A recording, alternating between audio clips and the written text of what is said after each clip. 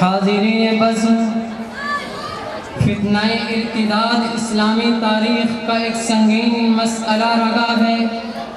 جو ایسے افراد یا گروہوں کی طرف اشارہ کرتا ہے جو اسلام قبول کرنے کے بعد کسی وجہ سے دین سے پھر جاتے ہیں یا اپنے عقائد سے منحرف ہو جاتے ہیں۔ یہ مسئلہ خلافت راشدہ کے ابتدائی دور میں نمایاں ہوا جب نبی کریم صلی اللہ علیہ وسلم کے وصال کے بعد بعض قبائل نے زکوٰۃ دینے سے انکار کیا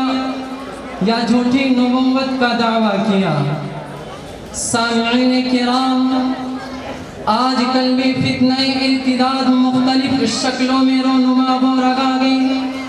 چنانچہ کہیں اسلامی عقائد کو مسخ کرنے کی کوشش کی جا رہی ہے تو کہیں اسلام کے اصولوں کے برخلاف زندگی کے دوسرے نظاموں کو ترجیح دی جاتی ہے۔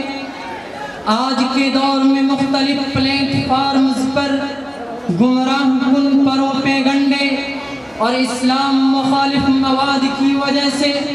نوجوان نسل گمراہی کا شکار ہو رہی ہے۔ یہ مسئلہ ماضی میں بھی امت مسلمہ کے لیے ایک بڑا چیلنج تھا اور آج بھی ہے۔ سامعین محترم، قرآن و حدیث میں ارتداد کی کیا کیا مذمت بیان کی گئی ہے اور اس کے سدجواب کے کیا طور طریق ہے، اس پر تفصیلی روشنی ڈالنے کے لیے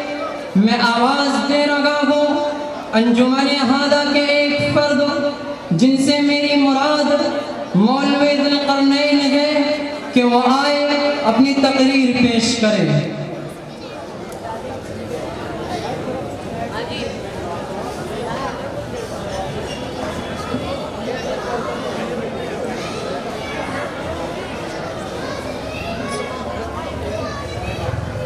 نحمده ونصلي على رسوله الكريم أما بعد فأعوذ بالله من الشيطان الرجيم بسم الله الرحمن الرحيم ومن يرتد منكم عن دينه فيمت وهو كافر فأولئك حبطت أعمالهم في الدنيا والآخرة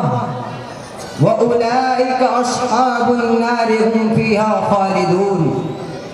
صدق اللہ العظیم۔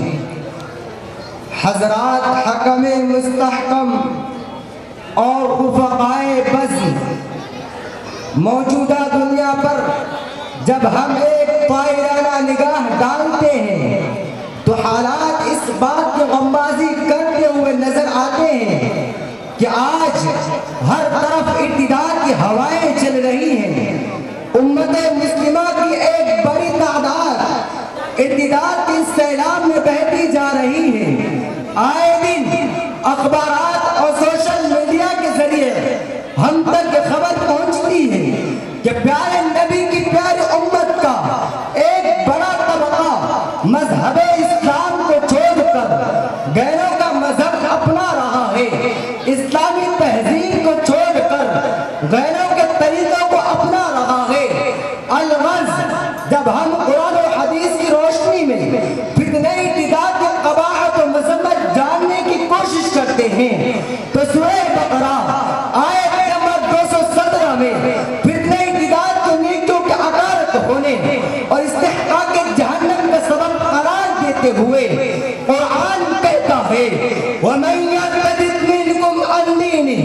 فَيَمُتْ وَهُوَ كَافِرٌ فَأُولَئِكَ حَبِطَتْ أَعْمَالُهُمْ فِي الدُّنْيَا وَالْآخِرَةِ وَأُولَئِكَ أَصْحَابُ النَّارِ هُمْ فِيهَا خَالِدُونَ۔ کہ جو شخص تم میں سے اپنے دین سے پھر جائے پھر کفر کی حالت میں مر جائے تو ایسے لوگوں کے سارے اعمال دنیا و آخرت میں برباد ہو جاتے ہیں اور ایسے لوگ ہمیشہ دوزخ میں رہیں گے۔ اسی طرح ارتداد یعنی دین سے پھر جانے پر سخت عذاب و وعید سناتے ہوئے باری تعالیٰ سورہ آل عمران آیت نمبر 106 میں قرآن کہتا ہے فَأَمَّا الَّذِينَ اسْوَدَّتْ وُجُوهُهُمْ أَكَفَرْتُمْ بَعْدَ إِيمَانِكُمْ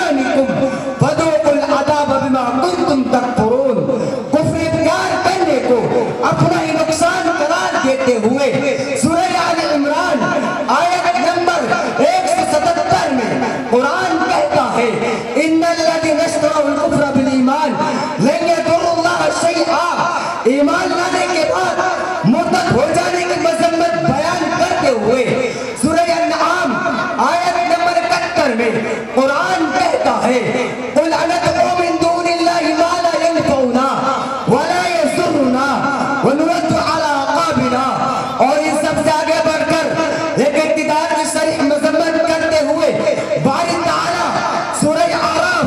آیت نمبر 89 میں ارشاد فرماتے ہیں قَدْ افْتَرَيْنَا عَلَى اللَّهِ كَذِبًا إِنْ عُدْنَا فِي مِلَّتِكُمْ